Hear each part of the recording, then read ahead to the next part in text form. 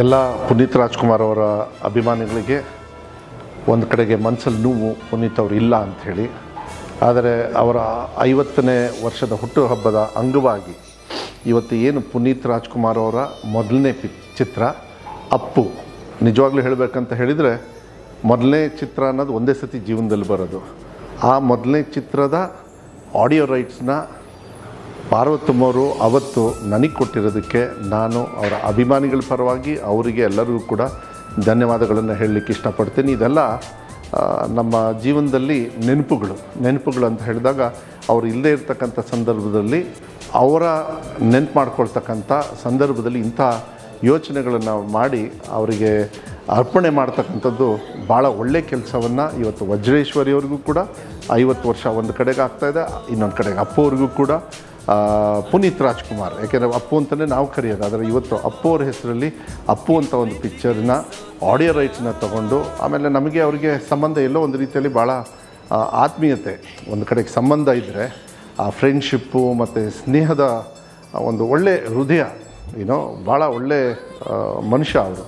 ಇವತ್ತು ಅವ್ರನ್ನೆಲ್ಲ ಮಿಸ್ ಮಾಡ್ಕೊಳ್ತೀವಿ. ಆದರೆ ಅವರ ನೆನಪುಗಳು ಏನಿದೆ, ಅವರು ಕೊಟ್ಟಿರ್ತಕ್ಕಂಥ ಆದರ್ಶಗಳು ಇಲ್ಲ ಸಂದೇಶಗಳು ಯಾವತ್ತೂ ಕೂಡ ಅರ್ಥಪೂರ್ಣವಾಗಿ ನಮ್ಮ ಕನ್ನಡ ಅಭಿಮಾನಿಗಳಿರ್ಬೋದು, ಕನ್ನಡ ಬಿಟ್ಟು ಕನ್ನಡವನ್ನು ಬೇರೆ ಭಾಷೆಗೂ ಕೂಡ ಗೌರವವನ್ನು ತರ್ತಕ್ಕಂಥ, ಬೇರೆ ರಾಜ್ಯದಲ್ಲೂ ಮತ್ತು ವಿದೇಶದಲ್ಲೂ ಕೂಡ ಗೌರವ ತರ್ತಕ್ಕಂಥ ಒಂದು ರಾಯಭಾರಿ ಅಂತ ಹೇಳಿದರೆ ತಪ್ಪಾಗಲಾರದು. ಅಂಥವರ 50ನೇ ವರ್ಷದ ಹುಟ್ಟುಹಬ್ಬದ ಅಂಗವಾಗಿ ಅಪ್ಪು ಅವರ ಚಿತ್ರವನ್ನು ಅವರ ಅಭಿಮಾನಿಗಳಿಗೆ ಮತ್ತು ಕರ್ನಾಟಕ ರಾಜ್ಯಾದ್ಯಂತ ಮತ್ತು ವಿಶ್ವಾದ್ಯಂತ ವಜ್ರೇಶ್ವರಿ ಕಂಬೈನ್ಸ್ ಅವರು ಏನು ಇವತ್ತು ಕೊಡ್ತಾ ಇದ್ದಾರೆ ಅವರಿಗೆ ಶುಭವನ್ನು ಕೊಡಲಿಕ್ಕೆ ಇಷ್ಟಪಡ್ತೀನಿ.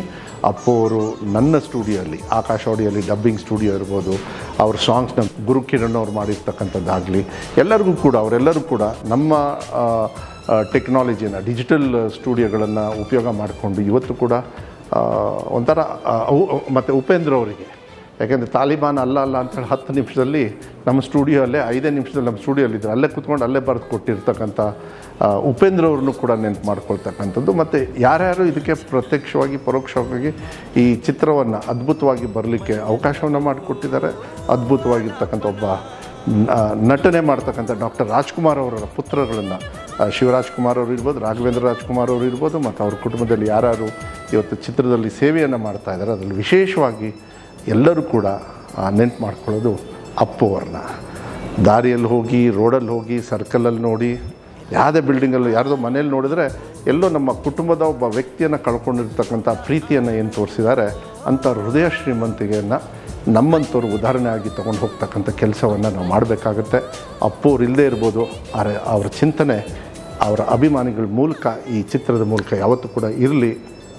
ಯಾವತ್ತೂ ಕೂಡ ಅಪ್ಪು ಅವರು ಶಾಶ್ವತ ಆಗಿರ್ತಾರೆ. We miss you Appu.